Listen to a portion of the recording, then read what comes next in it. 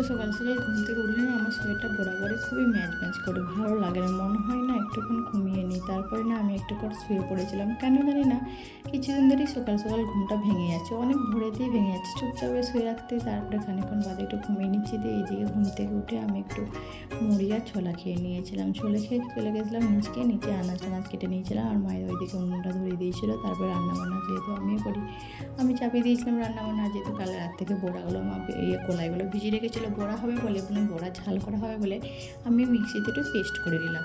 এদিকে তখন মিক্সিতে পেস্ট করে নিলাম, তারপরে বড়াটা বার করে বাটারটার সাথে না আমি একটু ময়দা আর নুন দিয়ে ভালো করে মিক্স করে নিলাম। যেন ময়দা দিলাম কেন জানি, তাতে তোমার হচ্ছে বড়াগুলো ভেঙে না যায়। তারপরে লাল লাল মুচমুচে করে না বড়ার ঝালটা করেছিলাম, খুব সুন্দর খেতে লেগেছিলো। একটু যেটা হালকা একটু লঙ্কা দিয়ে দিয়েছিলাম, ভালো বেশ লাগছিলো। সবাই খেয়ে খুব প্রশংসা করেছিলো। আর জানো অনেকদিন ধরে না কুমড়ো আর আমের টক খেতে আমার খুব ভালো মন যাচ্ছিলো। মাকে বললাম যে করে দাও একটু, মা এদিকে করে দিল কুমড়ো আর আমের টক। তারপরে বড়বাবু তো দোকান থেকে চলে এসেছিলো, আর এইদিকে মুড়িতে ছিল কলা, শসা, গুড় আর টক দই। এই দিয়ে আমরা মুড়ি খেয়ে নিয়েছিলাম। আর আগের থেকে সিম নিয়েছিল একটু ভেজেতে, সেই সিমটা আমি একটু খেয়ে নিয়েছিলাম।